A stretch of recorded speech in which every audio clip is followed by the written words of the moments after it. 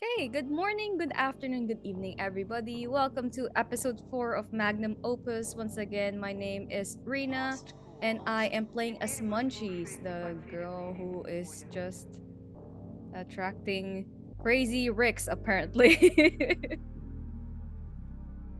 Hi, I'm Haley, and I'm going to be playing Auntie P. Hi, I'm Joel, and I'm playing Cadmus, the currently very bruised and squishy alchemist.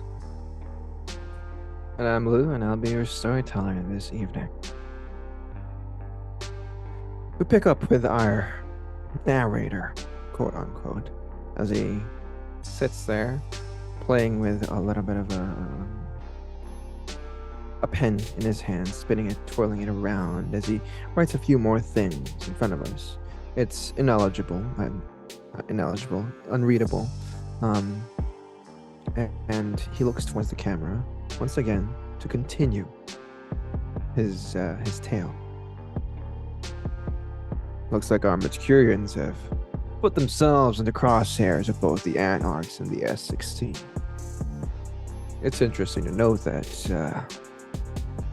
who they run to for assistance, who they hide from, who they reveal themselves to, who they can trust, will be very, very significant in the coming hours. I wonder just how much they can distance themselves from the drama. Now that we're entering our fourth step of distillation, conjunction.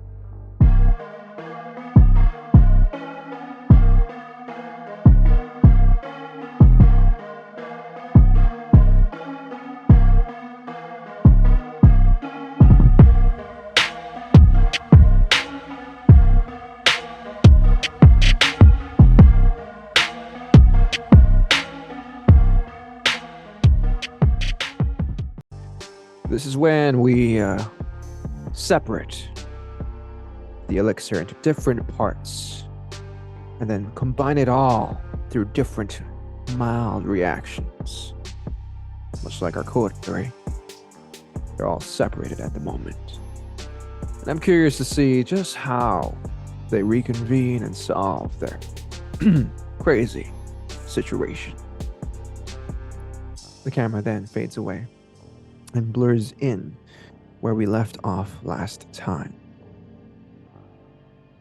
Warren Fox stands before you, Auntie P. His muscular figure it doesn't loom over you as you guys are almost the same height. He's a tad smidge taller than you. And he simply says, "What did you say?" I said our son's in trouble. What do you mean in trouble? How? It's the reason, it's the thing I wanted information about. It's a gang called S16. You heard of them?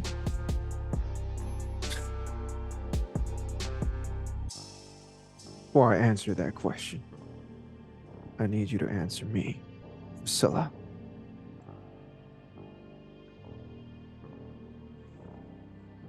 You wanted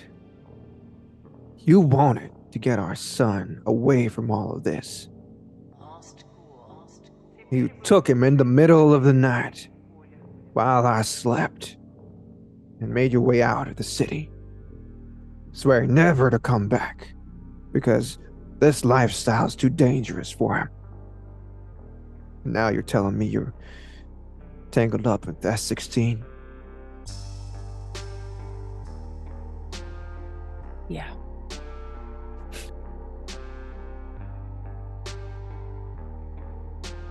See why you came here. Desperation.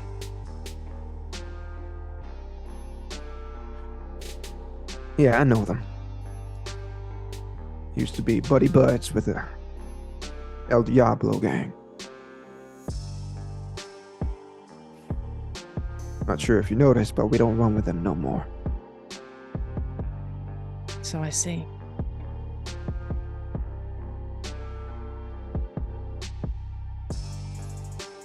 what they do.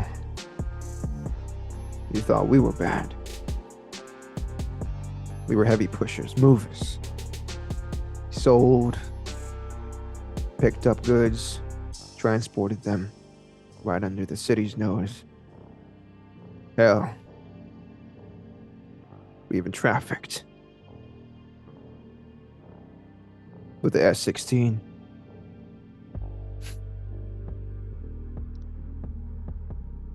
They kidnap people, take them by force, middle of the night. If it fits their MO, there's no questions asked. They take what they believe is theirs. They'll ask you once, nicely. Second time they ask, you wish. You would wish you'd never have resisted in the first place. Them fuckers have moved into Gary as of late. Set up shop there. We're in some sort of trouble. Working for their bosses or something.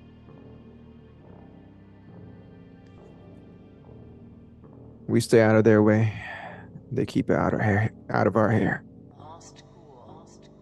Which leads me to this question. What the fuck did you get yourself and Zach into?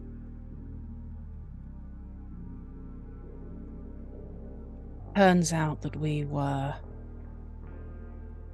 a distraction for a job. I didn't know until afterwards. And it turns out that the thing they want is what we have. You see this defeated, concerned, anxious look fall upon him as he kind of puts a hand on his hips, and he just walks around trying to get a sense of it all. Job? What the fuck, are you some sort of merc now? No. I went to a party. That's it. With some friends. And I was protecting them from a particularly large dickhead. And I think my former friend used that distraction as an opportunity to take something that wasn't hers. She's also dead, by the way. Now. She was also Zach's girlfriend. Just to make it even simpler.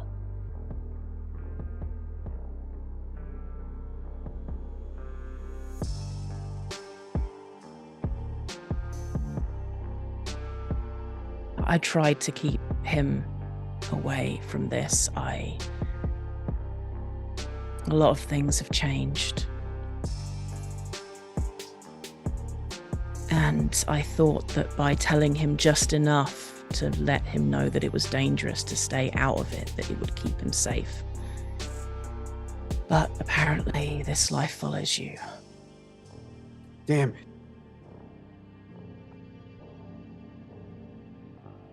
We have a lot to talk about. But as of right now, he says as he pulls out his phone, he's our priority.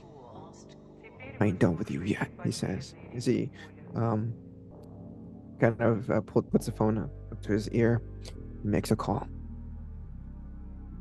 And you can see, just in this moment, Auntie. Actually, I'd like you to make a roll. Wits and Insight. Okay. Just to see how much you can get from this little interaction you have.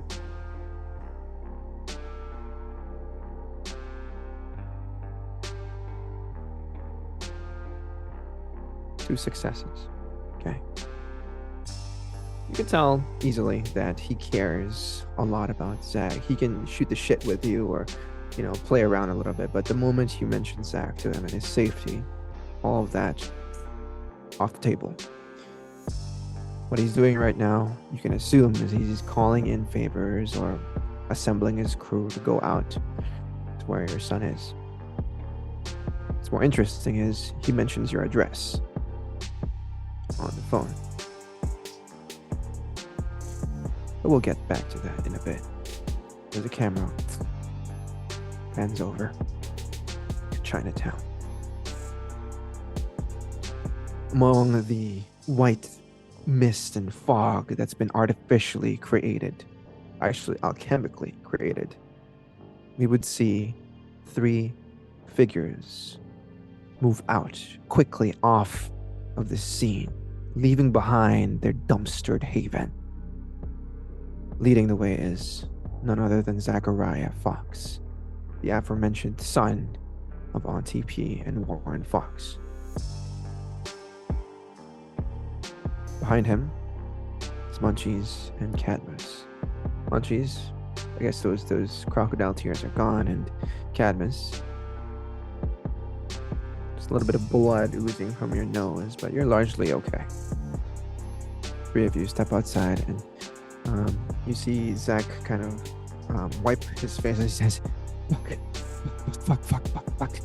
Come on, we need to hide. Come on, let's go. And then I'll start dragging the 2 of them towards like the Jackie's burrito place. Cadmus will just quickly check his pocket and make sure the book's still in there. Be like, all right, yep, cool, we're good. Spark. Come on, run faster. And just for shits and giggles, I need both of you to roll dexterity and athletics just to see how fast you guys make it out of this fuckery. Are we keeping the same? I don't know how long the elevate that we. Yes. Sweet. Cool.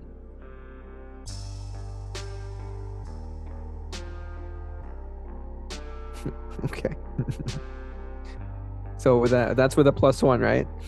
Yeah. Okay, so Munchies with 2 successes and Cadmus with 1 success. This is going to be a little bit of a tight escape, y'all. As the 3 of you step out and you just book it. Cadmus, maybe your shoelace is untied, or maybe you're a little distracted. You trip on one of the steps upstairs, or making your way upstairs. This hurts you a little bit as you fall onto your knees, and Munchies, you kind of lag a little bit behind, and you notice that Cadmus behind you is, well, he's on the floor. He just ate shit. Zach kind of turns as he's leading the way, as he says, yo, what the fuck are you guys doing? Come on, let's go. Go. Like, I got Cadmus, and now I'm like grabbing Cadmus up to his feet and just dragging him along. Just kind of stumble along. As you pick yourself up, Cadmus, and you start running once again, you would hear Crazy Rick's voice kind of burst out of that fog as he says, we got a runner, boys. We got a bunch of them running for their lives. He smiles and laughs along as he makes his way up the stairs slowly, but surely. He's got that slick, mischievous smile plastered across his face. Once again, I need you to, the 2 of you, to roll dexterity and athletics to see if you gain any distance from them, or will they be on your ass the entire time.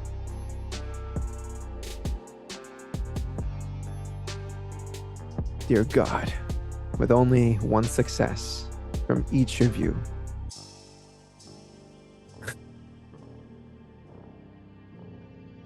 with only 1 success from each of you, you start running once again. But as you look behind, you would hear Crazy Rick also just behind you. He looks like he's just jogging for some strange reason. He looks quicker than he should be. His eyes are completely he's not blinking at all, and his eyes are dilated. Alongside him is a few other individuals, his crew, also catching up to you. And as you turn the corner, one of them tackles one of you. Okay, I need to roll a 1d2 to see who gets tackled. Munchies, you are taken out by a quarterback as he grabs onto you, and you are pushed onto the ground. You both fall face down as he says, got him, boss. And you are, well, what do you do in this moment? Well, first of all, I'm protecting my face from this fall. But I'm going to yell towards Cadmus and Zach to just run.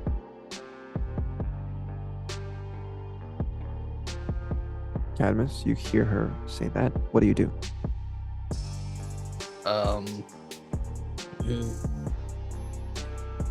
Cadmus will, I guess he'll kind of turn around, feel in. Do I have any vials of Far Reach left at all? I imagine like the what I drank earlier is definitely worn off. I believe Far Reach lasts for a scene. I'm not. Take a look. I think formulas last for a scene or until the next night. See the duration. 1 turn for Far Reach it's unless he like maintains it on something, which like when we Okay. ran away, I wouldn't be able to still see it. Okay. Well, you don't have Far Reach anymore. So what do you do? No, it's up. I'm just saying, do I have any vials of it left at all, or have I used them all? I'm gonna say that was your one and only. That was it. Yeah, I am. Cadmus will like get his phone out and keep running while trying to frantically keep running, trying to call Auntie. You would remember that Auntie does not have a phone. You're right. I don't even have any way of contacting her. Probably while I'm calling Auntie, it just calls Munchie's phone because that's the number that I've got for Auntie as well. And yeah, this is just gonna keep trying to very poorly try to run. Where the hell's Munchie? Zach kind of turns as he kind of puts his back against nearby wall in Chinatown, in a Chinatown alley. What? Oh shit! He says as he kind of peeks around the corner and sees Munchie's on the ground with that one dude. You see Crazy Rick and his other goons catch up to Munchie's. Give us a bit of a fright there with your little magic trick. Not mine. Yeah. Sure, sweetheart. Sure, he says as he picks you up a little forcefully this time. Now, are you going to cooperate or are you going to run away once again? No, cooperating. Good. So, let me ask again. Where's the book, he says as he puts another arm around you, this time more dominant, more condescending. They said Cadmus already bartered it away. Yeah, well, your friend is full of shit. What? But he said that he bartered. You see, we're not new to this scene, kid. Words are words, but what we want in this business are results in the form of what we want. Possessions, money, items that could be of high value. And until we're shown those things, then we're not gonna take just the word of some rando. So I'm gonna ask once again, and I don't do this often, Munchkin. Where's the fucking book? Like I said, it's with Cadmus. So you better ask him.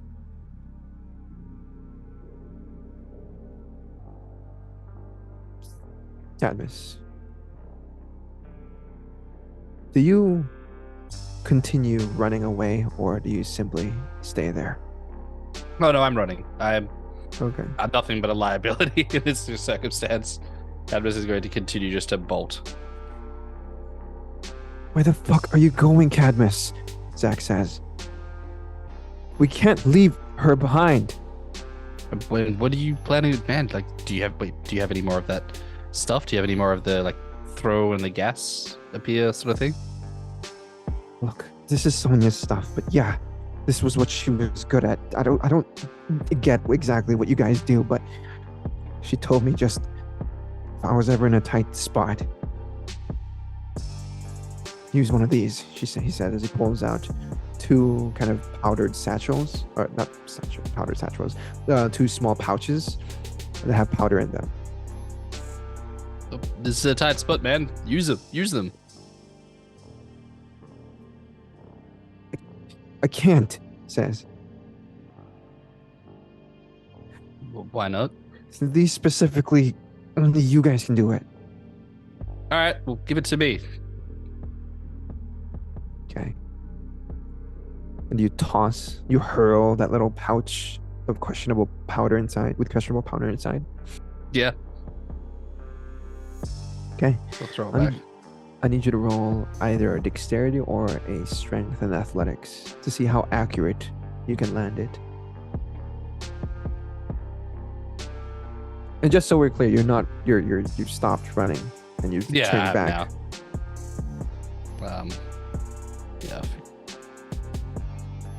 How many have I got there? I'm just gonna willpower. Reroll that. You are unable to roll willpower as you have they're all hunger dice. Oh So- yeah, true. Of course, you're right. With only 2 successes, you toss that satchel, that pouch onto the scene, and I need you to roll a rouse check for me to activate it.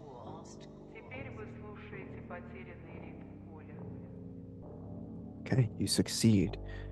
And as you toss it and you use the powers of your blood, recognizing that this is an alchemical formula as well, this powder, it works as it explodes. It doesn't hit the area you want it to, but it hits nearby as that powder kind of explodes in this moment, and more clouded smoke disperses into the area, covering Munchies and Crazy Rick's crew in this fog.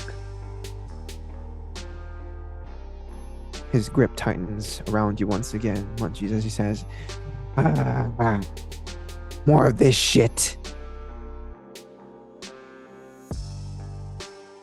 Come on, Munchies. Bring him out.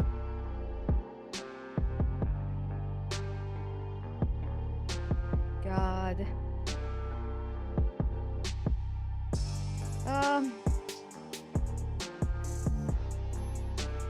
He grips your neck in this moment as you hesitate. You feel this stinging sensation at the back of your neck as he digs a long nail onto it. Scream! Ask for help, come on! Yeah, I'd rather not. That was it?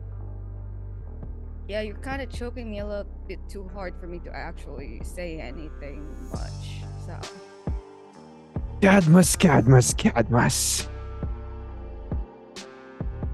Give me the fucking book, or her throat will be crushed into a million pieces. He yells out loud through the thick fog.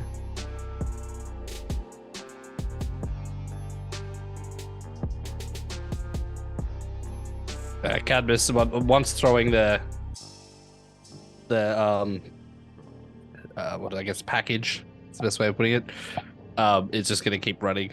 He's just running he's like grabbing it. Zach's like, come on, man, come on, we have to go, we can't give it to them. See Zach resist you as he kind of just tries to get you to let go of him. He says, "What the fuck are you doing? We can't leave her." They'll kill it. Like, if we give her the book, they're gonna kill her anyway. Dude, it's Don't be a Crazy Rick, man. You're a fucking coward, Cadmus. All right, here. What do you want to do? What's your plan? Yeah, fuck all. And Cadmus is just gonna keep come on. And as he runs, you see him lift up his coat as he pulls out a 9mm pistol. Look, my dad gave this to me. Okay. He said, if ever Mom or someone important to me was in danger, I have to use this. You see him, his hands shaking, trembling in this moment. Is she not important to you, Cadmus? Is she not... I don't think, like, all right, like, I'm just gonna quickly be like, don't know if your mom has clearly told you enough. That's gonna do nothing. All you're gonna do is piss them off more that they're gonna kill her. Like, Munchies can take care of herself. Trust me. We need to go. He stands there, hesitant, not knowing what decision to take. He closes his eyes and he says, "What would my mom do? What would my mom do?" She would want you to survive, because if you start shooting at them, all you're going to do is start a war with your mum and them as well. And, like, you really got to make the decision right now on whether you're going to sign your mum up for that, or just because you're feeling sad about Sonya going or whatever. Like, we go that way, like, we live, we can try and figure out something else. But if you go in there all, you know, guns popping and stuff like that, you're just going to embarrass yourself, piss them off, and get Munchies killed. And Cadmus is going to just like slap him on the shoulder and be like, "Your call, kid," and then just keep running.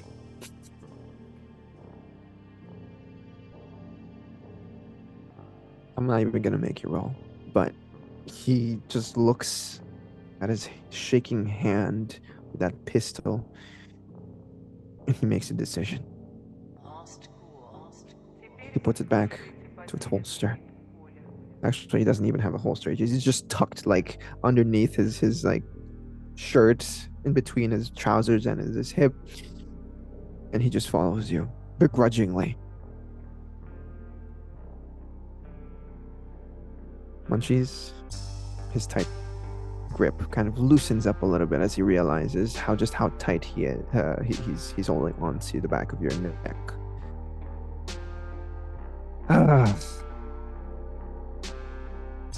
Really making it difficult for me. We're all new to the town. What do you think? It's not like they have loyalty towards me. They probably already ran with everything they're looking for.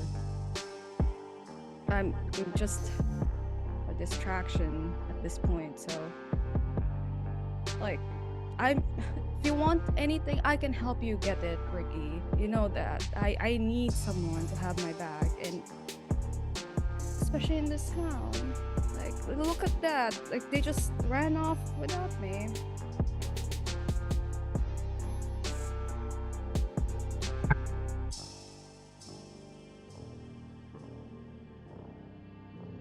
Yeah, you know what? You're right. You're useless to them. For now. You see, there's something that we can exchange for that book. And I'm looking right at her. You're gonna come along nicely now. Nice and quiet. It's gonna be okay. Trust me. We can finally have that drink that I've been wanting to have with you.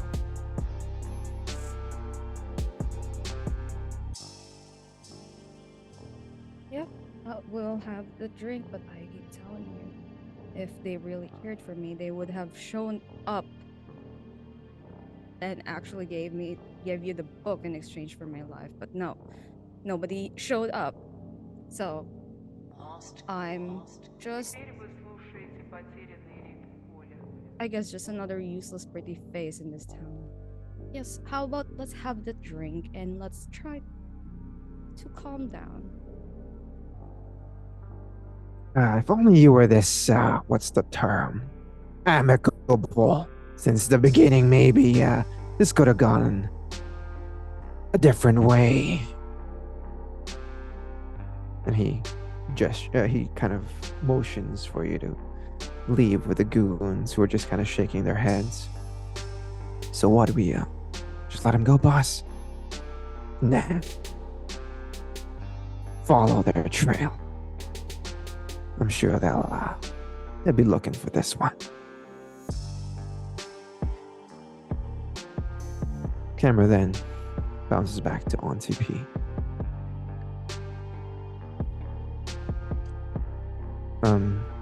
Warren looks at you after puts down the phone as he says,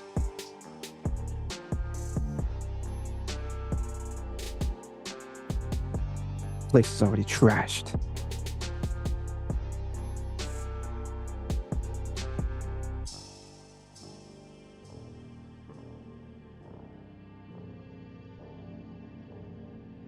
They're smart. I've told Zach if he's ever in trouble, he should run. That's funny. Because I told him if he ever finds himself in trouble, if he finds himself in danger and needing to protect his loved ones, I told him to stay and fight.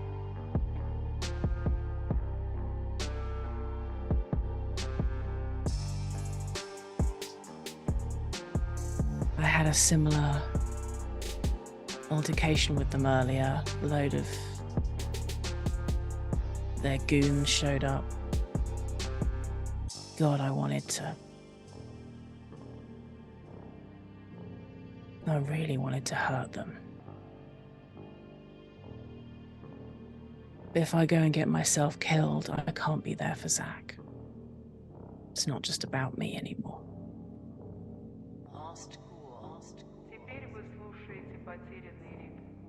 I'm sorry.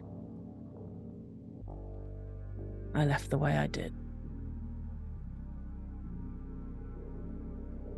You see him hold back his tongue right now as he makes a gesture towards you, but he retracts it. We'll talk about this later. But for now, we're driving. I assume you still know how to ride a fucking bike. Yeah. Good, because you ain't riding with me.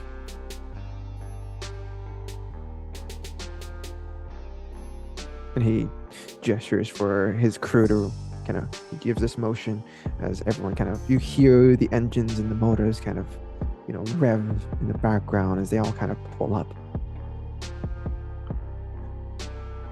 Take this bike, he says as he, gestures for like an older Harley Davidson. Stick close to me.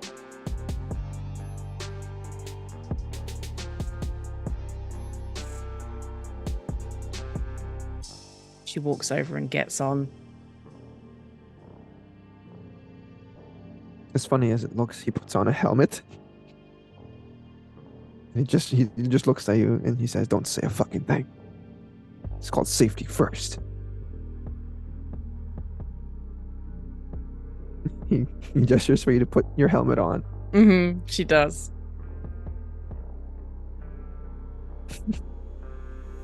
He straps it, and his hair looks goofy as hell in this moment. It's kind of like sucked in to his head, and he just kind of shakes his head as he says, "Let's roll." And the two of you kind of lead the way. What is Auntie thinking in this moment as you're not rudely, but like you're reintroduced into this biker gang as you drive on alongside your old crew? You see that he is now the leader of this little gang called the Rovers. He's no longer just some henchman of the El Diablos. He is who he is now, and people look at him with admiration and respect. You get a few mean mugs, of course, as you're riding alongside him, and you know that in etiquette, in the biker community that whoever is up front gets to run. He rides alone as he's the leader. He's the alpha, as they call it. But you're riding side by side with him. And it's causing a little bit of tension in the air as a few of the members look at you with with a little bit of a disdain. Mm-hmm. Anyone who looks at her like that, she gives them like a glare of like, do something about it then. She kind of, I think we see from her that she very much switches her persona. Normally she has a very kind of caring, open body posture and kind of vibe about her. We can see that as soon as she entered this place with these people, she's got this kind of aggressive attitude, this kind of a look that says, touch me and I'll break your spine. Very much like she's switched into like almost a different person. Her knowing that with these kind of people, you can't show weakness, you have to be tough, otherwise they'll walk all over you. But I think as she's riding and she kind of glances over to Warren, there's definitely, I think we see on her face there's definitely some feelings there, some regret, something else maybe. But right now, Zach and her friends are our priority. Okay. Camera then lands as Auntie and the rest of the leather jacketed individuals make it onto the highway, and guys are a dozen of you just making big, like quick, like large distance on 55 back to Chinatown. Cadmus, what do we see you do? Do you stop running at all, or do you just non-stop? Not non-stop. Even at the best of times, I'm not moving that fast, so I need as much time as I can get to keep running. It's only been like a minute or two since we left you, but yeah. So I'm exhausted. Yeah. Yes, Zach is too. This poor little man. You see him kind of stop and catch his breath as you guys make it through. I imagine this is Chinatown proper at this point. You can see like, certain antique shops, some what do you call them? Some gaming, they're not arenas, but like little outlets here and there where you can hear the dinging and of like the pachinko machines. But there's also restaurants that are closing down at this point. But Zach kind of just puts a hand against the walls. You can see him extremely tired. Cadmus, hold on. I don't like you guys. Can't keep going forever. No, we have to lose them somehow. I mean, there's like, if I look back, can I see anyone sort of chasing after us? No. You can see that you're kind of lost in the crowd right now. It's not too late, and it's the weekend, so it's not exactly light on the populace. It's very crowded. We got to throw them off. So we can't just keep running because they'll just run us down. Dude, where the fuck are we even going, man? The only thing I can really think of is the burrito place that Munchies mentioned. I think if Munchies gets away, like that's the last place Munchies mentions to us, so maybe we just go there. Fuck, it's on the other side of town. We'll just get a taxi, man. I'm not saying we run there. It's not fucking 1992. Okay, do you have fucking money on you? I mean, I've got my phone. Like I can pay, but it's like I can just pay with my phone. He like tap and pay with my phone. I'm not going to trade my phone away. they only take cash around here. All right, well, do you have cash on you? No, the fuck? We were just attacked at our home. Do you think I had the presence of mind to pick up $50 as I make my way out alongside my keys? Jesus. That guy's just gonna run his head and be like, Jesus Christ, how did Sonya put up with your whiny bullshit? You're like, all right, well, let's walk Hey, then. what Let's the keep fuck, walking. man? Let's just keep walking. Come on, I know, I'm sorry. It's been a long night. I just don't understand. What is this book he's talking about? And he's crazy Rick for a reason. He's looking for something. It's like, probably the less you know about it, the better, to be honest. Al. Seriously, come on, man. What do you know?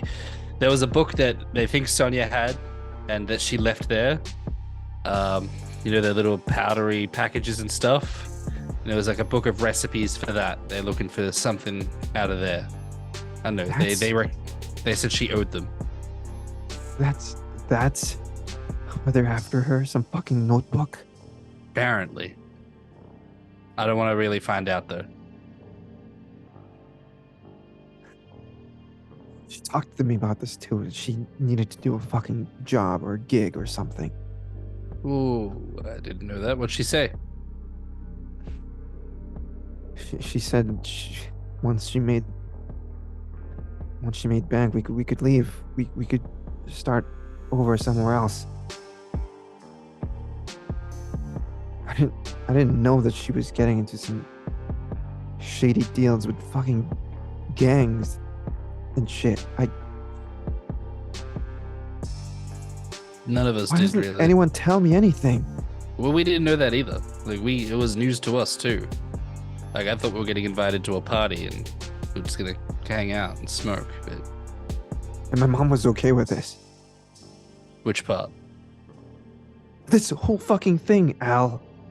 Oh, I don't know. I don't really know if she was okay with it. I think it was more of a case of like Sonya asked, and we just kind of like, all right, we'll help out and we'll go to a party, and it kind of escalated from there. Really, it's kind of escalated the whole way through. My dad ever Further finds than out that. about this, she's gonna get a real chewing out for my dad. Me too. Me too. I'm sure they'll just be It's happy that mostly you. gonna be me. They'll be just happy you're here and you're doing well. But I'm sure they'll be very proud that you kept your head about you and you're thinking your way through all of this. Like you're doing well. But we're just gonna make sure we survive long enough for them to get angry at you. So, where we don't have any money, we gotta get to cross town.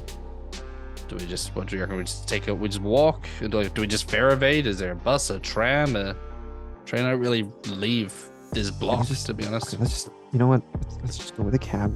Maybe we can persuade them to drive us, and then we can have, Jackie pay for us. I don't fucking know, man. Look, we're out of options here. I don't want to keep walking. I can't keep walking. I don't have infinite stamina like you guys. Okay. All right, let's just get a cab. We'll figure it out. two of you. Wave down a cab. You go into the main street, and eventually you hail a cab, and eventually you catch one, and you hop on it. You direct him to the other side of Chinatown, and you guys drive there. Munchies, as you are being taken by Crazy Rick, is there anything in mind that... Well, actually, let me rephrase that. What's going on through your mind? I hope that Cadmus and Zach actually got out, or at least ran far away, that they don't get caught. And that Cadmus is pretty smart. He might have thought about the fact that I talked about Jackie, and hopefully he got there. And if I do have a chance to get away, I'd probably meet up with him. But I doubt that I will with this smelly fuckers. It's not the first time I've been kidnapped, so this is Nothing new. Just It's a another. Tuesday for you. Yeah, it's a Tuesday. This is nothing new. I'm just probably like just quite hungry and need a drink or smoke anything. And hopefully Auntie will be able to get in touch, or at least Zach gets in touch with his mom in some way or another. And go from there. Because I can't exactly make calls. I can't do anything. I don't want my phone to be crushed by like these people. Okay.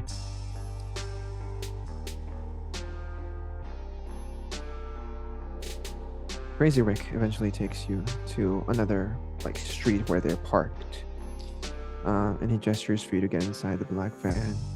I imagine you do as he forces you to go in there. And the both of you just kind of sit there. Looks like he's waiting for something as he kicks back and relaxes against one of the seats as he says, "Much better. You got it. Beer." Yeah? Here? You got a smoke?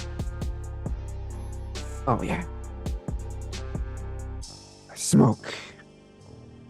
What kind of substance you talking? Some of that good stuff.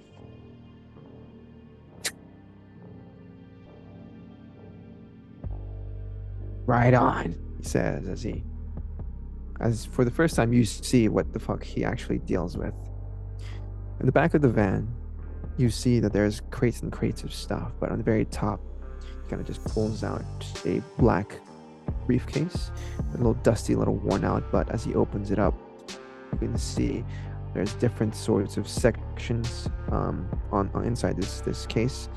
And there's like different powders, different colored pills, there's different bags full of questionable substances like weed, but other sort of crystal-like devices. You can also see paraphernalia inside the suitcase, but all in all, you can assume that this is like all kinds of shit.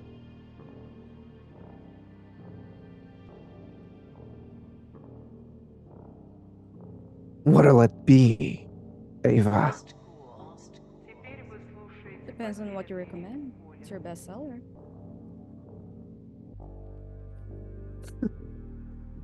If I told you what my bestseller was, I guarantee you'd say no.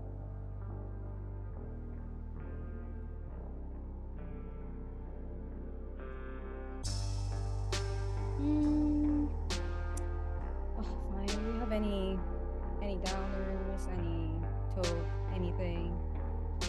This is the stressful situation for me. Oh, I got just the thing.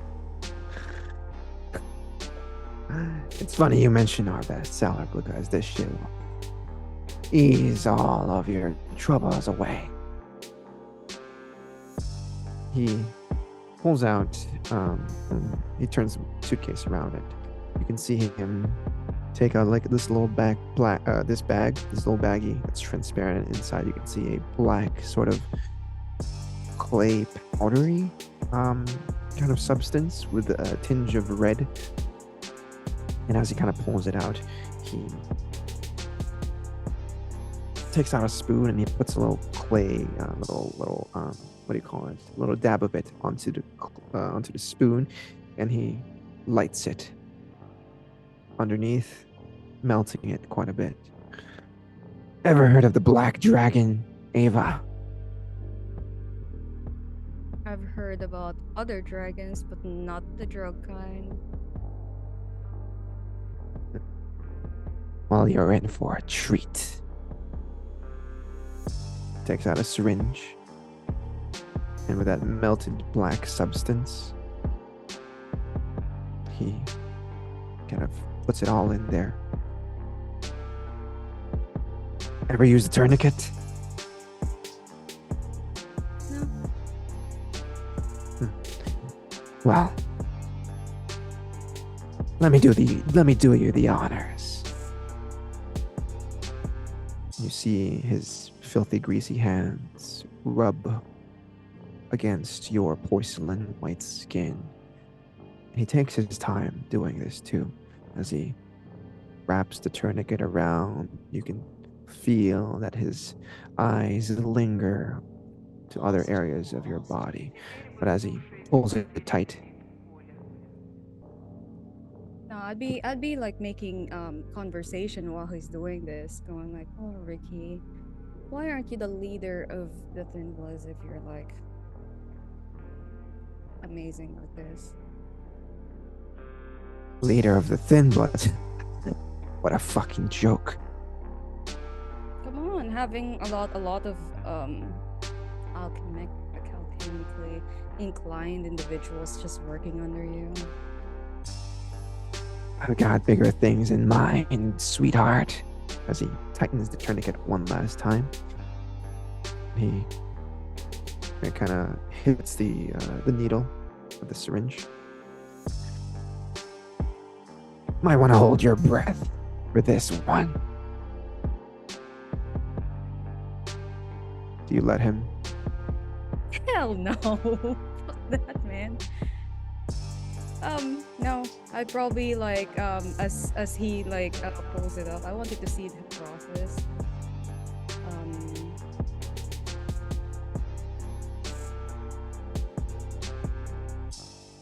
I wanted to see the process of how he makes this substance. If hits is his bestseller, just so I can steal the recipe. But yeah, seeing that process as he like tightens the tourniquet and all that. Shit, what can I do? Can I just try and no, that's gonna. Oh shit. No, I'd be slipping from like pull back from him immediately, and then just try and kick the syringe towards him. Okay. You kick it and he drops it on the floor. He looks a little stunned by this as he looks at you. Now, what the fuck was that for? We're going a little bit too fast. I am. I think I still got the paranoia from smoking weed earlier. Is this gonna like have bad side effects on my end? You wanted something to ease your stress. I provided it for you, and look what you did. Babe, we can do other things to ease my stress. That's what I'm trying to get to. Oh my god. Like, You asked for what my bestseller was. And look how you treated Crazy Rick. See him straighten up his back. And he looks at you with predatory, sort of ferocious fire in his eye.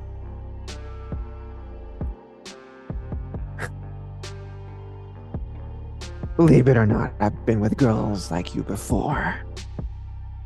Think they're all that. Think they're hot shit.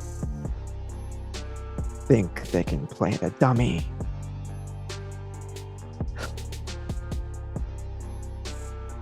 Those girls sold for quite a bit.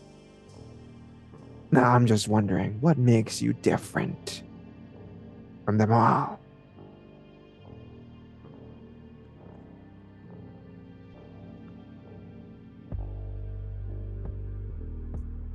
maybe I'm not so different. Come on, Ricky. Well, let's find out. He gestures for the individual outside to bring in something.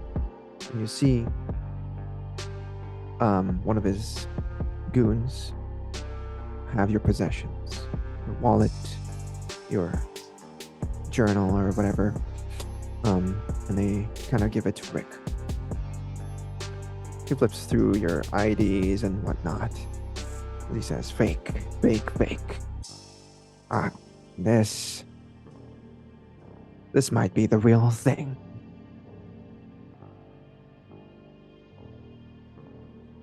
Avarice. And what is this last name of yours? Why is it in a different fucking language? This is America.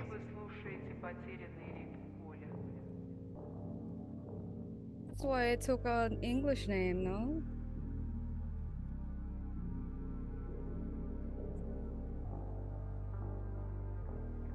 You know, exotics fetch for a pretty price nowadays. Oh yeah, I'm sure. I wonder how much I'll sell for. He smiles at that. And as he looks at you, he's just staring for just a few moments, stealing this moment. He picks up the syringe once again, and he smiles. Hold her down, boys.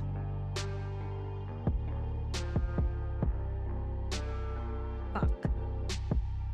Can I at least use awe at this moment? You can activate. Oh, yeah, absolutely.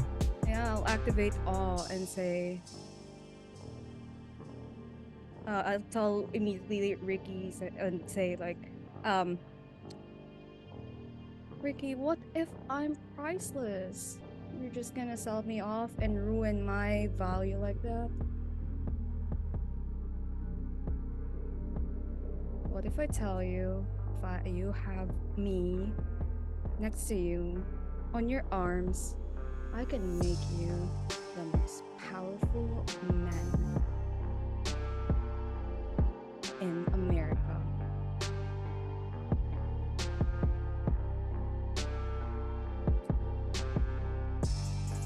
He gets the syringe ready once again, and as he smiles at you, he says, now ain't that a silly little thought?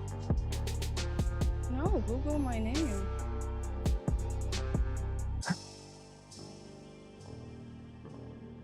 You see, Ava,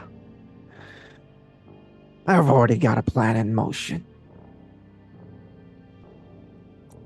We just need that little book to complete this grand plot. He looks at you and his eyes sort of widen and he whispers something like a command. Sit tight as your eyes glaze over. And he injects that syringe onto your arm. We'll get back to you in a moment here. Cadmus and Zach, Auntie, you finally make it back to Chinatown. You drive around for a little bit and eventually you make it back to the Haven. You see that the Haven is, outside of it's completely locked. The door is flown off the handle. You see Roxanne, the landlady, looking down from the balcony saying, what is going on? Hey, you better explain what's going on. And she catches a glance of the crew behind you, Auntie. Oh dear, she says as she kind of that gesture people do when they cover themselves up and they like they're cold and they rush back inside.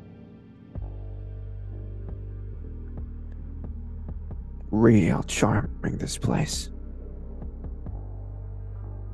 This where you've been raising our boy? I mean, you didn't pay for a mansion, so... You could have had one. She'll get off the bike and immediately go inside to, check to see, what's happening, if they're still inside. She imagines not, but... they're all gone. There, you can see, hints. Actually, not hints. Obvious evidence of your furniture all broken. Everything's been turned over. You can see paperwork everywhere. Especially Cadmus's room is just destroyed. All of his belongings gone. If you go into Zach's bedroom, everything's also kind of torn off the walls. His bed's been turned over. His furniture's been smashed to bits. Kitchen's also been, kind of ransacked. And to top it all off, your dozen trays of eggs, all fucked. They're all kind of just broken, all like eggshells everywhere.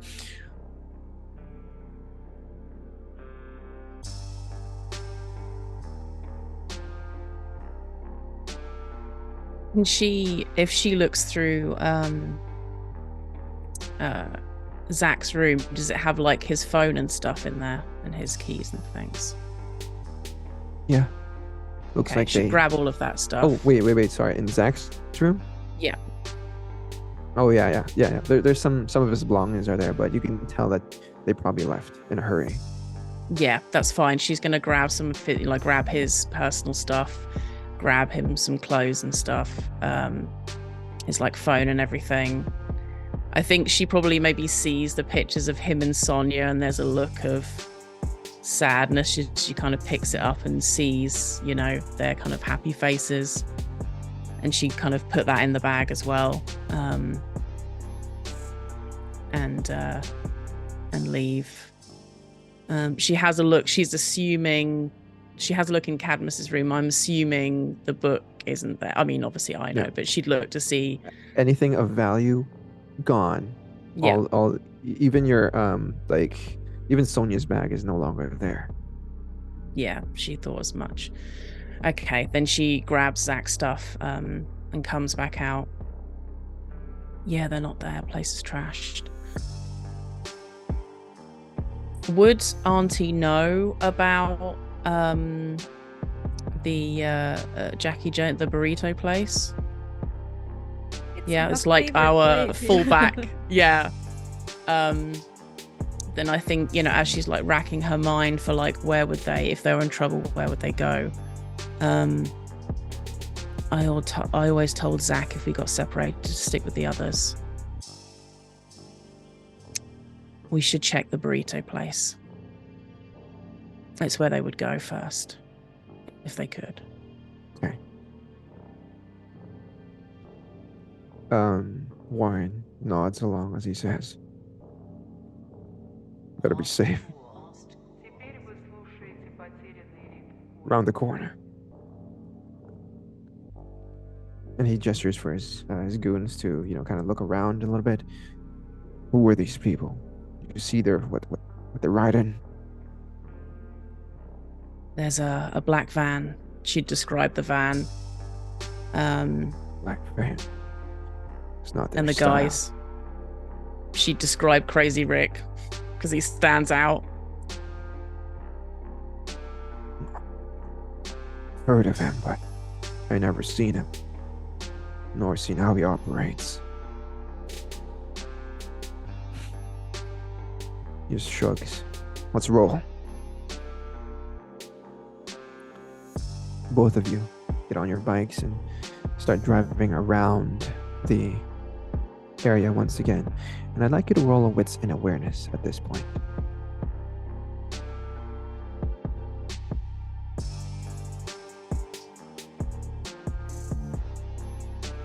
Oh, you rise the blood. Okay, easy. That's a +1.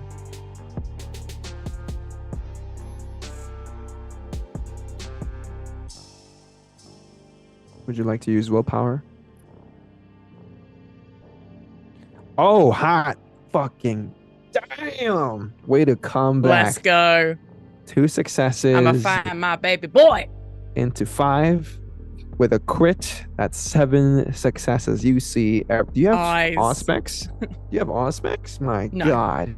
I should also have asked you to add dice to this because you have a whole dozen bikers with you helping you look out, but it doesn't matter. With those 7 successes, you drive around for just a tiny bit before you notice a black van pulling out of a parking lot as you turn the corner.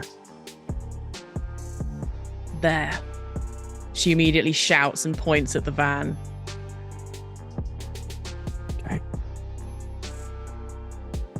One by one, the bikers speed up and surround this black van. People, bystanders walking at this time of night immediately turn around and make an exit, as they don't want to be part of this. They don't want to be witnesses. They don't want to be involved at all, not even a little bit. And the area sort of clears up. Black van stops, and you see the door kind of open up as one of these individuals steps out as he hands his hands up. Another one steps out of the other door, also his hands up.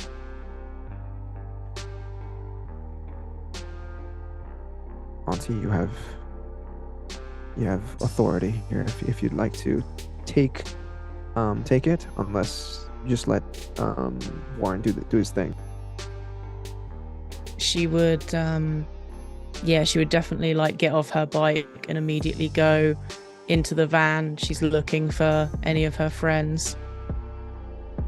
Okay.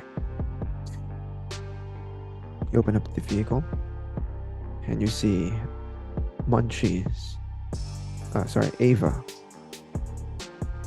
She's got like duct tape over her mouth. She's tied up a little bit. She's not naked or anything, but she looks like she's in a state of euphoria. The way her eyes are rolled back right now, the way she's, even though she's tied up, like her wrists are bound and her ankles are kind of bound together by rope. You can see that she's not exactly having the worst time. For you, Ava, by the way, I forgot to describe it. As you are injected by this, whatever substance this is, it feels extremely magical. You feel this rush of adrenaline kind of overtake your body, and nothing around you matters anymore. It's all just a facade. Everything is fake. What's real is this moment right here, and you can't help but lean back on your chair and enjoy it, whatever this feeling is. But you don't remember much of what's going on around you. You're not aware of what's going on. You are just in the emotions you're feeling. For us, the audience, we just see Ava having her eyes kind of rolled back, and nothing really happens to her. Just more like she's being transported. Looks like this is a kidnapping situation. Auntie, there is no sign of Crazy Rick here. It's just his two goons and Ava. She immediately like climbs into the van and like unties Ava and takes off the duct tape. Seeing that she's like not here right now, she'll just like pick her up bridal style and like carry her out of the back of the van.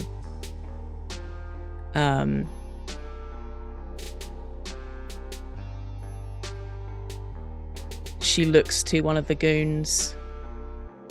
As she's carrying Ava, she can't really beat the shit out of them, otherwise she would. Oh, they're getting their ass beat right now. Okay, cool. In She the background, takes Ava back to the bike. let's just say that in the background, as you bridal pick up Ava, as this kind of like orchestral music starts playing and stuff, in the background you just see two goons getting their ass beat to shit, blood everywhere, and you can see that the what's his face is kind of heading this punishment.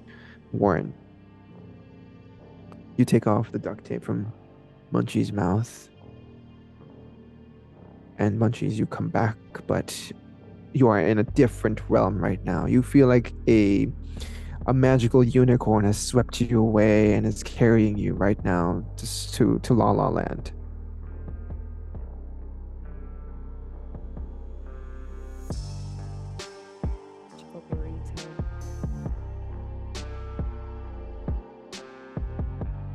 bread burrito. Auntie burrito? Yeah, that's me, Auntie Burrito. Where are the others? Where's Zach? I asked them to run. They ran. Hopefully they run. Oh no. And we talk about the burrito. Hopefully Cadmus is smart enough to actually run there. Hopefully they're safe. Fucking Rick. Okay, I come told on. him to not lower my fucking value. The burritos. You're priceless, yes. Just gonna like get Ava on the bike and say to Warren, yeah, hopefully they're at the burrito place. Yeah. I just received a text from him. Right in there Zach. next. No, from the fucking fairy godmother.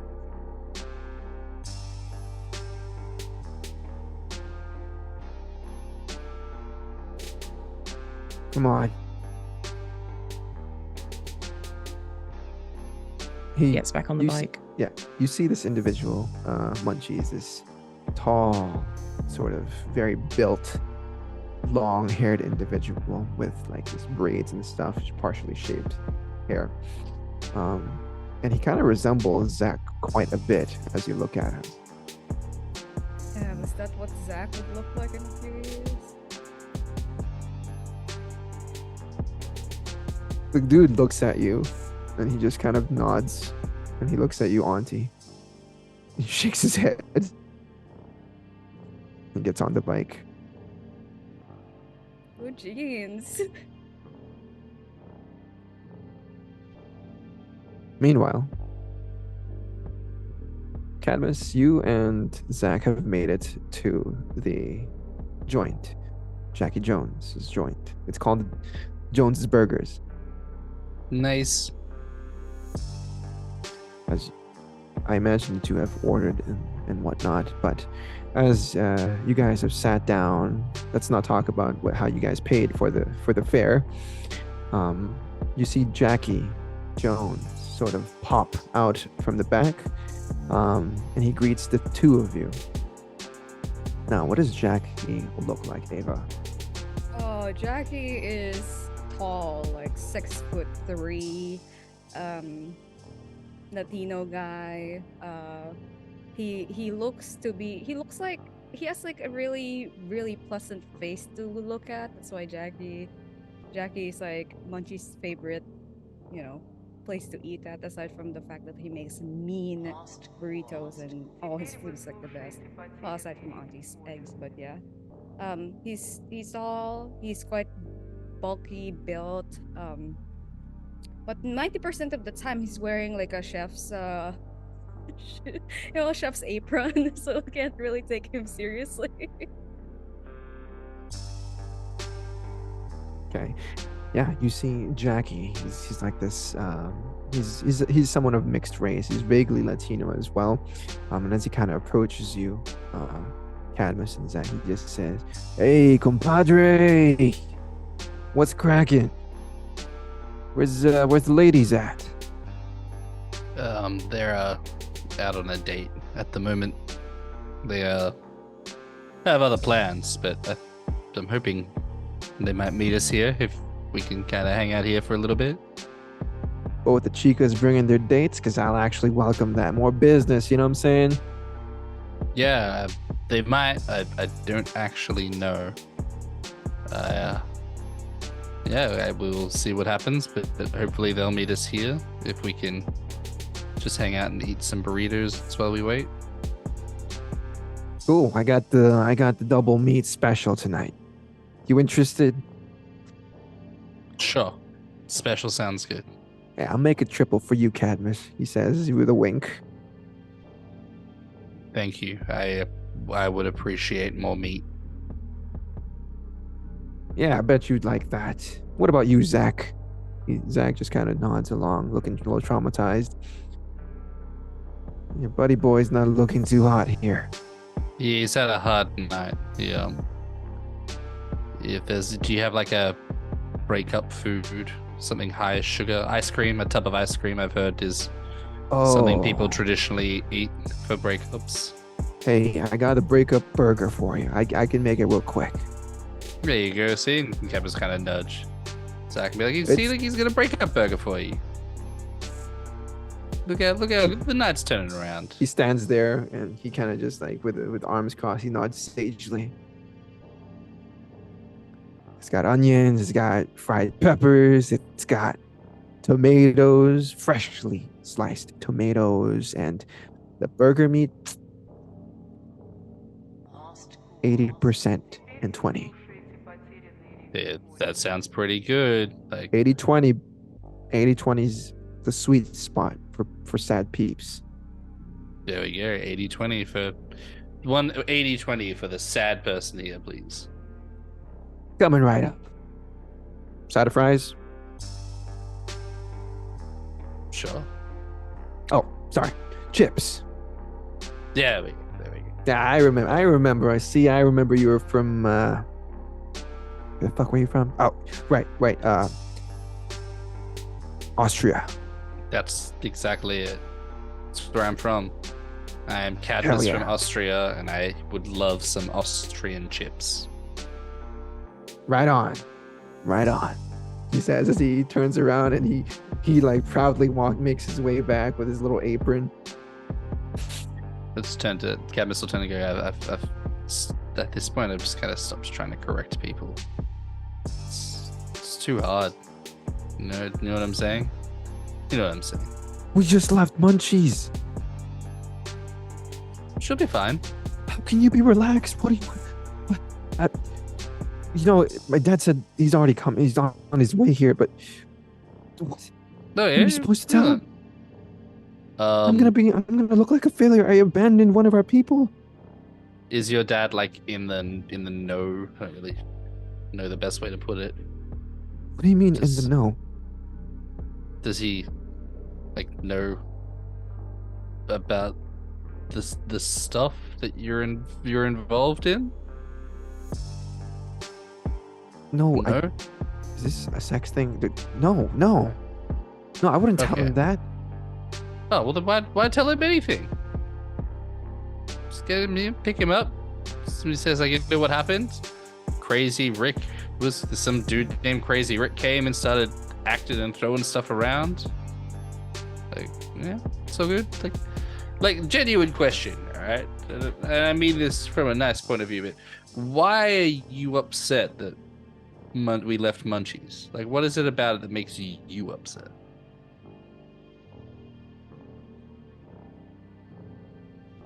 He almost looks like he's gonna take a crack, like a joke, but he deflates as his shoulders kind of drop. Look, my parents, they're not really on the best of terms. And when they do talk, it's a lot of snark and a lot of attitude. It's really unhealthy. My dad, he always tells me that I should always look out for people that are close to me. No matter how much they push you away, there's the most important thing is family. So, it's not specifically Munchies, it's about what you're upset is that you feel like you let your dad down in the lessons that he taught you. So you see what I'm saying, where there's nothing wrong. It's how most people think about things. But like, you're not really sad or concerned that something's happened to Munchies. What you're sad and concerned about is how that reflects on you and your actions about Munchies. Munchies is irrelevant. Munchies is the consequence of the action. What you're really feeling negative about is how it's reflecting on you. Look, I don't need a therapist right now, Cadmus. One of our friends is literally in danger. She got nabbed in front of us, and we decided to do nothing about it, but run. That's what I'm saying. So what could you hypothetically, like, you had your gun. We already established that, you went in there. And again, like, this is what I'm saying. It's about you, how you're feeling. You would feel better if you went in there and popped off a couple of shots, but that just would have pissed them off and Munchies would have been killed. But you would feel better because you did something. So should you not feel better that you made the decision that keeps you alive and gives Munchies the best chance? Like, I'm worried about Munchies. Like, I'm concerned something might have happened, but Munchies is an adult. Munchies can look after Munchies' self. Like, all us running back there would have done is made Munchies need to save 3 of us instead of Munchies just having to save herself. So, like, just eat your breakup burrito, man. If Munchies is gone, that's terrible and that's horrible, but we'll deal with it when Munchies is gone. But, like, to be honest, this whole thing of, like, oh my god, we did nothing, stuff like that. Like, sometimes you just can't do anything. And instead of How thinking are a you way not to affected? fix it, Someone just died. Okay, Sonya just died. Potentially, Ava's next. How are you so chill about this? Aren't you angry? Aren't you sad? Why are you so stoic? And you don't? Do you even care? it's within your control. You gotta do. If you're gonna make it in this life, man, you gotta start figuring out what's in your control. Like, what could you have stopped Sonya dying? Like, did Sonya tell you she was gonna steal this thing from someone and hide it? I could have tried if she told me. That's what I'm saying. So she didn't tell you. So you couldn't do anything about it. So, like, it's fine for you to feel sad about it. But again, like, are you really sad that Sonya's gone, or are you sad that you weren't there to save Sonya when she didn't even have the chance? Like, so I'm sure it does hurt, and you're gonna miss her, and it is very sad that she's gone. But it doesn't really sound like you're sad for Sonya. It sounds like you're sad for you.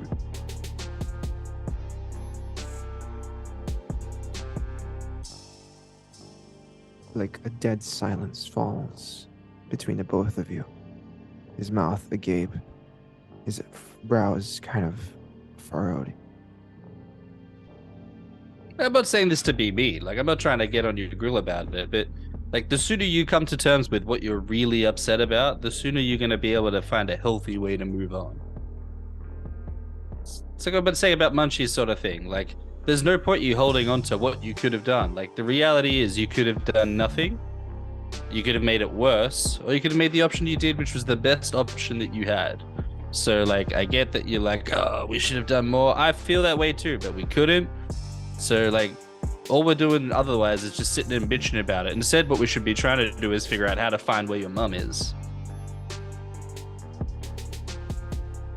As you say those words, the door kind of opens up right now, and you look behind you and you see Auntie, Munchies, and a whole crew of bikers right behind.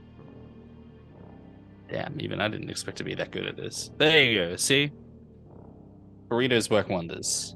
And then, like, Cadmus will say, be like, thank God. You see Jackie kind of pull up and, like, look through the window to see who's up, and his eyes widen, and I'm like, hey, we don't want no trouble. We don't want no trouble. No trouble, Jackie. Hello. Hey, Munchies, looking good, chica. At this point, like, man, you think with my metabolism, it would have already ran through Yeah. the drug? Yeah, you're pretty fine now. So useless, man. It's like the best drug. It will last you the best time. It didn't even last me an hour. You hear Munchies like complain as she walks in, and then just starts ordering like a whole lot of food from Jackie. And then We got like, that. I got a triple meat burrito already for you. I got juice soda. I'm not gonna eat that shit. Yeah, turn towards like the others. You want anything? Auntie just runs over to Zach and just like pulls him into a hug. Yeah, Zach gives you the tightest hug ever, and you can feel him kind of shivering right now, as if he was stopping himself from crying once again. She just holds him and kind of strokes his hair and just kind of, turns to kiss him occasionally. It's going to be okay. It's going to be okay. He then looks at you, Munchies, and he looks at you, Auntie, looks back at you. He says, We left her, but you found her. We left her. You did the smart thing. You Like, did the right thing. yeah, Thank you. yeah. God damn. I'm sorry I wasn't there.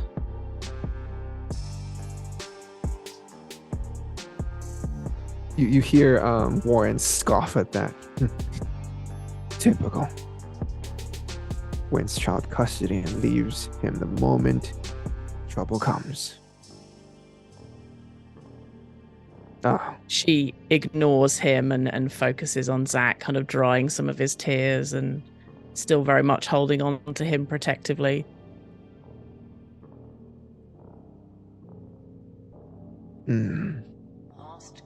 You see the the whole dozen bikers kind of just take a seat menacingly right now, and you see Jackie's expression across the window.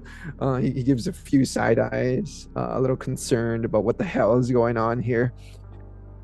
Hey, Chica, the this ain't that type of bar, right? This ain't no joint that's I welcome all customers, but you know this is how I operate, right? Yeah, no. I'll get their orders. Hey, you all want anything? As the Munchie starts to ask each and every one. Yeah. Yeah, as you hand over the orders, he says, you know that when Cadmus said you would bring in your dates, I didn't expect the fucking Rovers, man. No, they're not my dates, Jackie. They're Oh shit, you rolled that way too? no, Man, what is up with these youngsters, man? I was just they helped me out in a really tight situation. I'm sure they. I don't know. He like is disgusted What- by that thought. I mean, whatever you're thinking, it's not that. Please, Hey, Chica, I ain't judging. I'm just saying. I'm, as your friend, I don't want to see you get hurt. Hurt? Question mark. As he looks at the menacing crew. not. It's gonna be fine. They're not going to hurt me. Looks towards like Auntie, who's still like comforting. Oh, she's know. fussing, like she's checking, like, you okay? You okay? She's like checking him and everything, make sure he's not injured. You Looks see towards- Cadmus like in the booth. Cadmus has had the absolute shit kicked out of him. Like, both eyes are swollen, blood caked on his face. He's just in there, probably like lighting a cigarette up and just kind of just leaning back, like, nursing a broken nose. One of the bikers, a girl with like a partially shaved head and like bangs that kind of fall to her side. She's got like brown highlights on, but as she kind of sits across from you comfortably, she says, "Damn, what the fuck happened to you?" I'm kind of miscalculated the aerodynamics of a knife. I thought the velocity was higher than it was, and you know how it goes. Guy, you talking science? Yeah, it's a science thing. I look like this because of science. Hey, I'm not judging. It's actually cool. I work with bikes and motors and stuff. Oh, nice. That's cool. I am kind of concerned in regards to a lot of the time with oil. Still don't know if it's a reduced thing or not, but we seem to have this extremely like terrifying response to any sort of ignition. I don't know if it's the sight of fire, the temperature, the smell. I haven't really checked it enough. It's all about the temp. It's all about the temp. You gotta get it to the right temperature. You can't willy-nilly burn things, okay? You gotta get it to the right temp slowly. You gotta make love to it, you know? Yeah, no, I entirely agree. Slowly at first. I've been Then roasting my own coffee again. beans for ages, and it's all about. I've been saying this to Auntie for ages. It's about the temperature, but they're constantly just like, no, it's not about that. Stop putting that many shots in the coffee. You're gonna overpower it. But it's smooth. I imagine the engines are the same. You get the temperature right. You know, it's just gonna run smoothly as long as you're keeping it oiled up. She kind of nods. Coffee, huh? Yeah, and Cam just kind of look at his jacket and be like, oh, I had some, but they must have broken when they did this. What, you just keep coffee on you at all times? I mean, not at all times, obviously, but most times I try to. Do you not keep in, like, you know, what happens? Like, if I guarantee you, if I went out to one of those engines right now and there was an issue, you'd be able to, at all times, fix it. Am I right? Always call on Judy for help. Yeah, that's altruistic of you. I'm sorry I look like this. Normally I'd probably, I think I'd be funnier. But I might have a concussion. I don't even know if I can still get a concussion, but I might have a concussion. Whoa, lot of questions here, but sure. Whatever. She says, "What's your name?" Cadmus. What do they call you? Judes. Judes. Judy, but most people in the Rovers call me Judes. Would you prefer I call you Judy or Judes? Just Judes, it's fine. Just Judes. Some people call me Jay. Would you prefer Judes or Jay?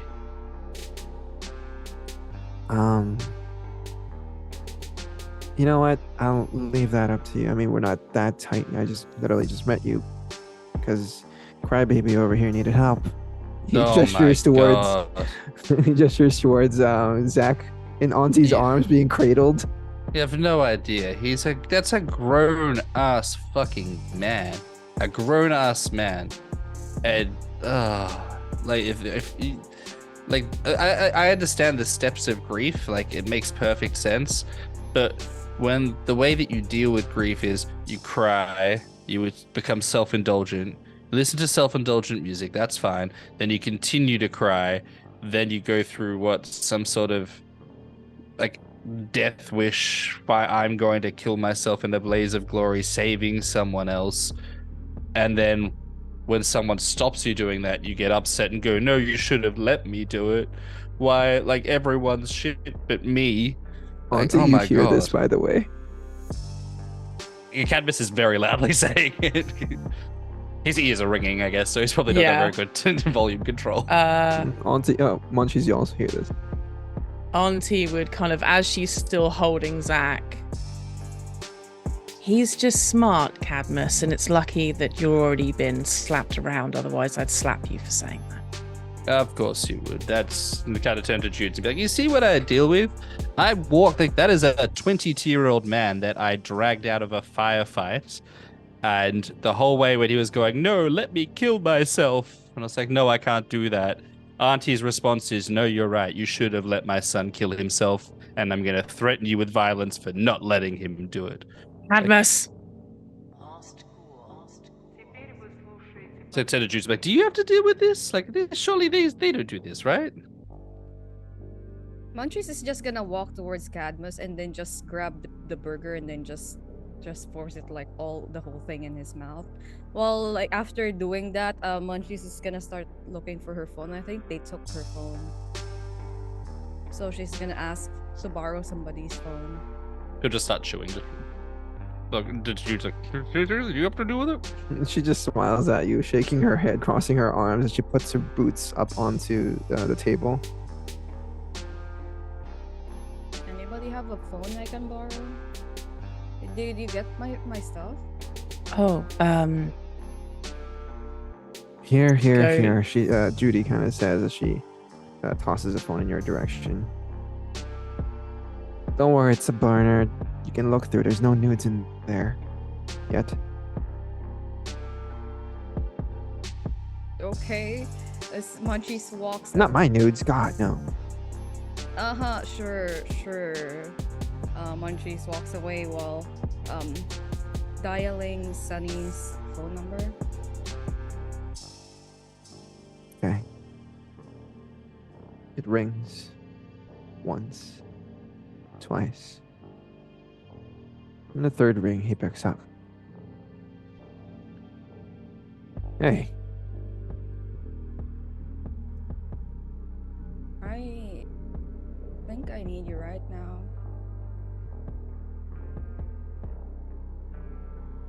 What's going on? A very, very bad situation. I think we need to move. So I think I need to use whatever resources I have left to move us. Where are you right now? At Jackie's. Who are you with?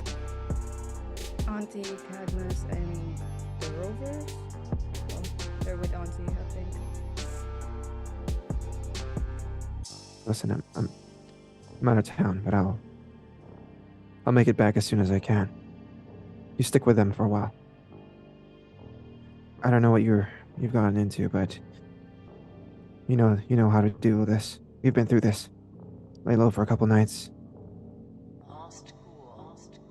Don't make a peep. Just hang on till I'm there, okay? Yeah. Believe it or not, I'm also in kind of a bit of a trouble. Are you okay? Nothing I can't handle. But I heard something. I'll tell you about it when I get there. Okay, just get home safe.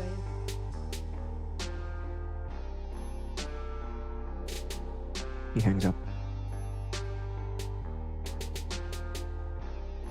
I'll turn towards Auntie and Cadmus and probably give like a look towards like the others as I hand the phone back to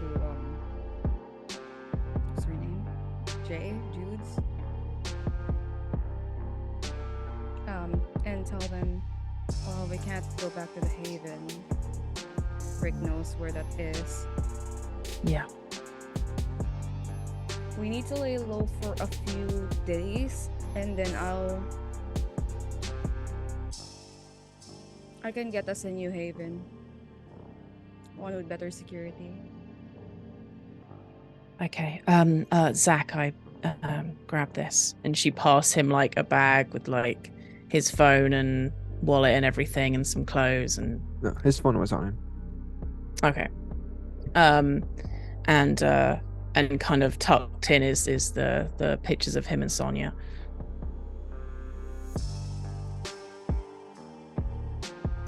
Thanks, Mom. Yeah, of course. I'm sorry. It's okay. I'm just glad everything's over. Yeah. He actually also hugs Munchies in this moment. He says, I'm sorry we left you. No, it was a good plan to run. You see Cadmus like rolling his eye. No, it was a conversation Cadmus, Auntie, and I have had several times before, as a just in case, and I have a lot of experience being kidnapped, so it was fine. And even if they try to sell me into whatever trafficking they can find, somebody would buy me. It's fine. Who could afford to have you? Like, the amount of money itself just to feed you would be insane. Like, we could track you just by like checking the analytics of the local food market. Yeah, and I'm pretty sure we'll crash some markets stocks if I do get kidnapped and this. 100%. I it's not you I'm scared of. I fear for the kidnappers when the fact that they realize that if they reach through the bars too much, they're gonna lose a hand. I mean, I did warn them, and then they keep on going on. Rick was going on and on about what the best the best thing, best seller he has, and it didn't even last me an hour, so it was not even good. I'll be right back. And she like heads out to like, I don't know, the bathroom or something in the back of the place. I might be overstepping my bounds. Like, Cadmus will lean forward to say it once, like, for the love of God, can we get her a phone, please? Like, that's twice now. She's just walked off, and then come back, and we've had to clean up all the shit. Twice now. Once is enough. She doesn't have a fucking phone. The leader. I don't think she introduced you to Warren, but let's just say that he just walks up and puts a hand on Zach's shoulder as he says, "Yeah, she definitely needs a phone." Thank you. I'll Fucking grab hell. her a phone, one of the old ones, easy to like just press a button and call people. Also, damn, Zach, if that's your future, damn. Let me find Auntie for a second. You guys, we're going to the powder room. Yeah. Oh my okay, God. So just one This- moment. As they walk off, he'll like turn to June and be like, this is how the whole fucking night started to begin with. Just one at a time, they kept leaving. Oh my God. You could always follow. Munchies would yell towards Cadmus. If you really don't want to have that kind of style, you can always join us. We operate as a unit. I just kind of like look up at Warren and be like, Yeah, everyone's already like, you're surrounded by these bikers, and they all kind of look menacing individually, and as a collective, you are surrounded by them, and it's very intimidating. I mean, I could maybe look. I'm more into the software side of things than the hardware. I mean, I guess he kind of like. It's all right. We can find some use for him. Yeah, like I mean, I'm happy to help out, and like we chill. We can listen to what are they called? Panic at the Chemical Romance or whatever you were listening to, Zach. We can chill. I could learn to like it, I guess. Maybe like I could do some work for you. It was Blink 182, man. Come on, it's a classic. The group's a classic. That's exactly the Blink the Blink ones. It's been a while since I listened to music. All right, while this is going on, Auntie and Munchies, you guys have made it to the bathroom. What's going on? Before Munchies enters the scene, Auntie, what's going on? You see as Auntie enters the bathroom, and she is like holding onto the sink, and we see that she's almost shaking as her muscles are like bulging as she's gripping onto the sink. And then like out of rage just kind of like punches the mirror, and I imagine it immediately shatters, being how strong she is. And I think as Munchie comes in, Auntie is just picking bits of mirror out of her knuckles.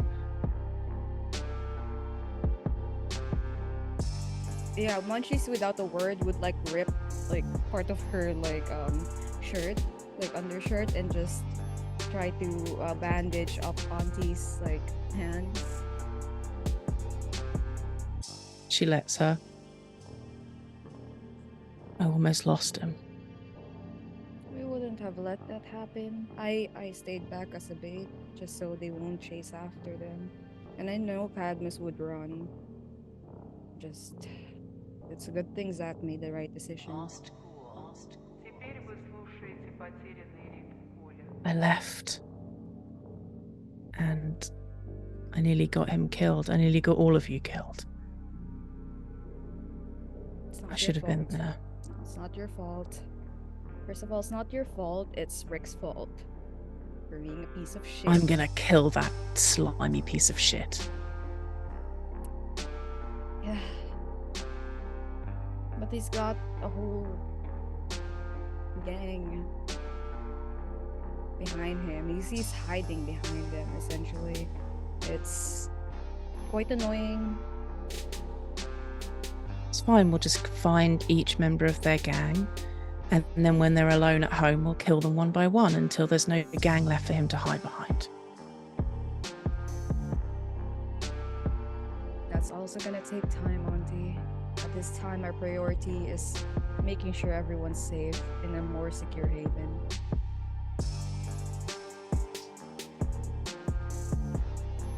I was meant to be better than this. This was meant to be his new start, and we're right back where we started.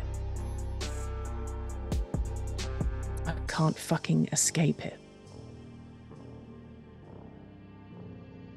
I mean, third tries the charm? Is that the saying?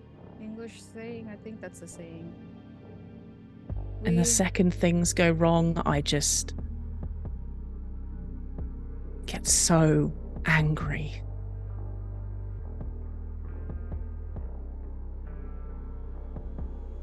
Yeah. I'm glad you're okay. No, it was a gamble.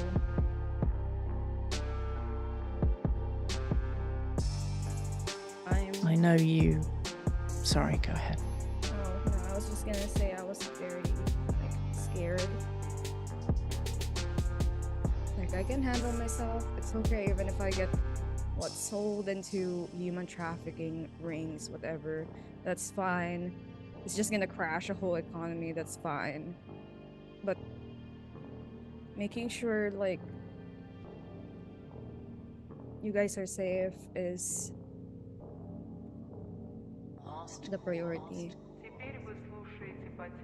Because if we want to build a society for Dustborns to not be hunted down, we need to get rid of the bad apples first. Because we need to unite. And I don't know if Maverick is aware of what's happening. He needs to be made aware of.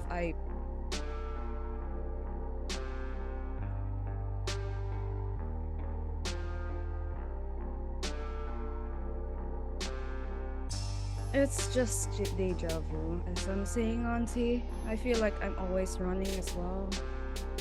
Might be time to actually just stay and turn around and fight, but I can't even fight. All I can use is words. That's all I can do. I don't know, you're pretty good at it. Yeah. You're the sniper they never see coming. No, I'd rather punch the person though, you know? I'll do the punching. You tell me who you want to punch and I'll punch them for you.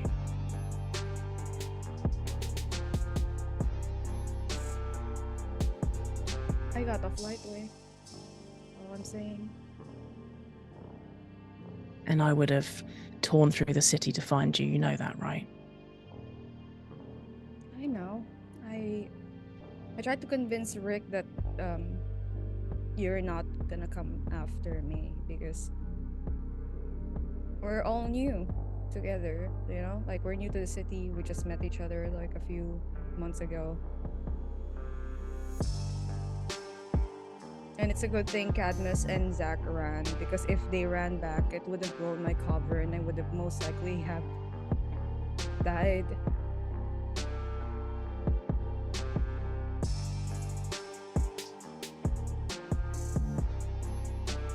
I can't even begin to say that. I know you put yourself at risk to help save Zach, and that means everything to me. Oh, Zach's You're my family too, you know that, right, Ava? Yeah. I'm always going to be there for you. No matter how many tall dickheads are in my way.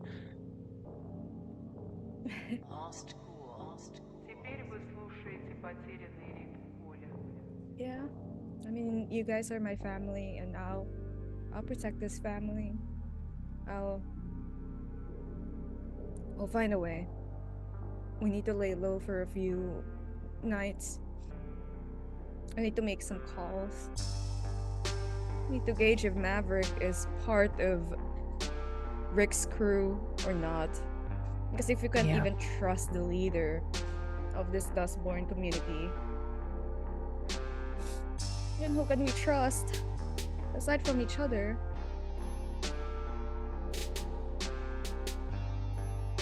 It's, the big guy I brought in is Zach's dad. He's an asshole, but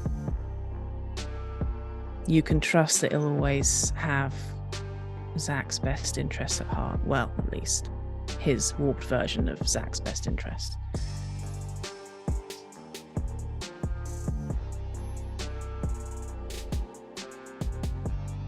I promise I won't leave again. You go where you need to go. We need to create a plan for another scene like this. Because it's not just Rick that I'm worried about. I also have people that I'm running from, and I don't want Cadmus, as annoying as he is, to be in danger together with Zach.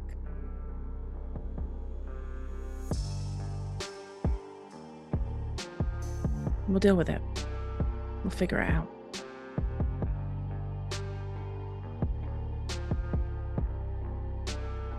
Yeah, Munchies is going to hug Auntie. Yeah, should give her a big hug and just hold on to her.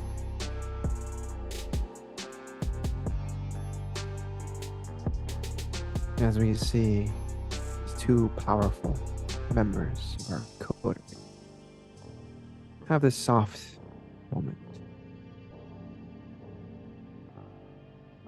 We end tonight's episode here. And we'll be back next week for episode 5 of Magnum Opus. Thank you guys so much for joining us tonight. It was a blast seeing these beautiful people undergo a few tumultuous scenes, but I'm glad we all made it in one piece. Let's go around the table once again to introduce ourselves. My name is Lou, and I have been the storyteller for this chronicle. My name is Joel, and I'm playing Cadmus, and I am deep in aggravated damage. I'm Haley, and I was playing Auntie P. Very emotional Auntie P right now. And I am Rina. I've been playing as Munchies, aka Ava Alvarez. Damn, I got dead names so much this session. Yeah. Don't do drugs. Just a good kind. Maybe. No. Stay in school, guys. Yeah. We'll see you again next week for another episode of Magnum Opus. Bye. Bye.